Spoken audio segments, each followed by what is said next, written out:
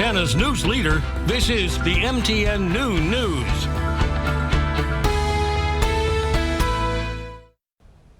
Good afternoon, and thanks for joining us on the Noon News. I'm Diane Parker. Well, it is a winter wonderland out there in much of the state.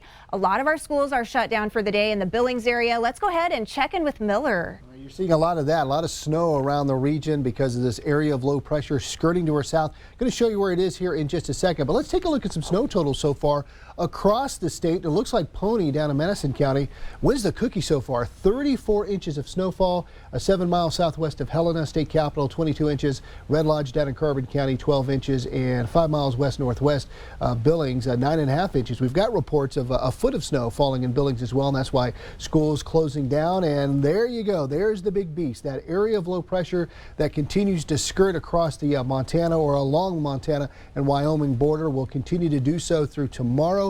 Pulls away, gives us a break, but there may be more snow in the forecast as we approach the weekend. We'll take a look coming up. All right, it's a lot of snow in a very short amount of time. Absolutely. Okay, well, we're checking in more with you in a little bit, of course. And just to remind you, go ahead and check our website for the latest on all of those school closures. A warning for parents this morning. A dangerous new viral TikTok trend is encouraging teens to shoot at strangers with BB guns. It's called the Orbeez challenge, and Billings kids are falling victim. A 13-year-old girl and her brother were walking home from school when someone fired at them. She went to the hospital and now has scars on her face. Now her mom is raising awareness about the trend as more kids are targeted. There was like a little 6-year-old that got shot up the other day just down the street from us by Orbeez gun. You know, I mean, all we know is that this is getting bad and this is ridiculous. These kids can get seriously hurt. And the family did file a police report, but says so far police haven't been able to track down the culprit. Officials in Bighorn County had to put down several dogs after a puppy was exposed to rabies. Now numerous people, including children, are undergoing prevention testing.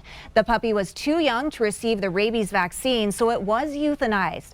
A 60-day countywide quarantine is in place in Bighorn County. Residents should check their pet's rabies vaccination status and report any contact with a wild animal.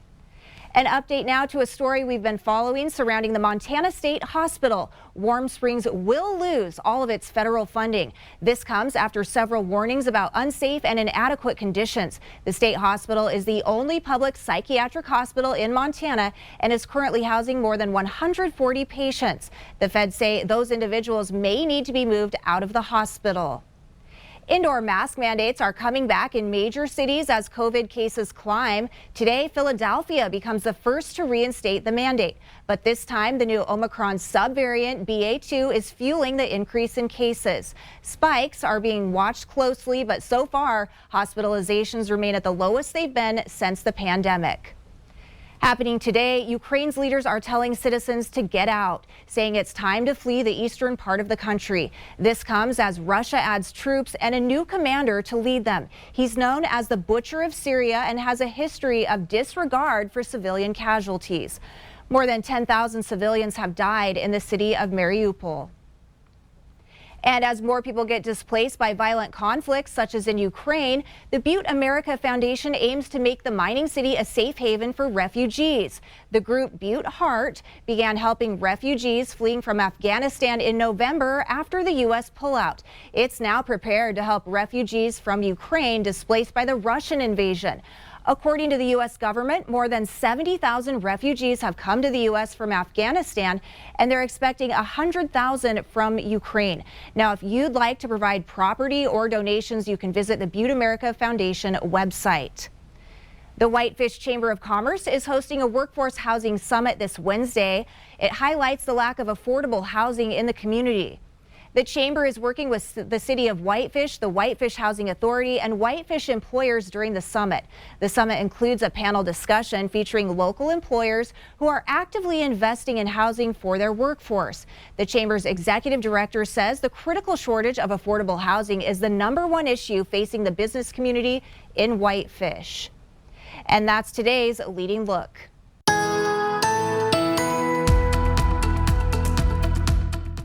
Yeah, it's springtime the last time I looked, but we're dealing with the late winter storm that's dumping a whole bunch of snow, especially central, southern, and eastern parts of Montana down into northern Wyoming, southwest Montana as well. And we're going to show you more about that with the main forecast coming up. And this low that's coming out of Idaho is affecting our temperatures too. Much colder than average. Some of us a good 30+ degrees colder than where we should be this time of the season. And some of us may have already hit our highs this morning and only getting cooler as the day goes on. But we'll just throw some out there. 31 below freezing in Kalispell. We'll go with a high of 34. Missoula 22 in Helena, 25 in Havre, a high of 22 in Billings. Over on the eastern side, Miles City getting up to about 25, 29 down in Sheridan. What's causing the snow? We'll tell you what it is coming up. The Montana State University lacrosse team had quite the scare this week as their bus went up in flames on the interstate near Lockwood. They were on their way back to Bozeman, and luckily everyone made it out okay. MTN's Alina Howder has more. That fire happened just behind me on I-90 going westbound near exit 452 on Sunday afternoon. MSU's men's lacrosse team was headed back to Bozeman after a weekend of games in North Dakota. Some people in the back were like, hey, there's a little smoke coming out of the bathroom. An 11-hour-long road trip suddenly turned exciting for MSU men's lacrosse team Sunday. The team stopped for dinner in Billings and had just gotten back onto I-90 when they realized something was wrong. We're flagged down by a fellow, commuter, just saying, indicating that there's something going on in the back. The bus pulled over and everyone quickly got off. Coach Kelly went to check out the engine compartment. And there was a little flame there, not a ton. And then he grabbed the fire extinguisher and we thought he put it out. Just kept reigniting and not sure if those flames kind of just started something up top. Moments later, this is what drivers saw. The bus fully engulfed in flames. We could feel the heat from the flames when we got out of the car. Meadow Herman lives right next to I-90 and was returning home after grocery shopping. She hit record on her cell phone. I saw like this huge black plume of smoke. Fortunately, everyone on the team got out safely. It's still not clear what sparked the fire. What matters most is that everyone got out safely. And then also we got most of our lacrosse gear off the bus. But not everything made it out. We didn't get any of our computers, schoolwork, any of that sort. Car keys. I think there's one or two kids that couldn't just jump in their own car last night to get home. And that's why the team has now set up a GoFundMe to help those students who lost computers and personal items. You can find that link on our website. A traumatic day, but it hasn't hindered the team's love for their sport. The world doesn't stop, so we got to keep going. Got a game on next Saturday. In Billings, Alina Howder, MTN News.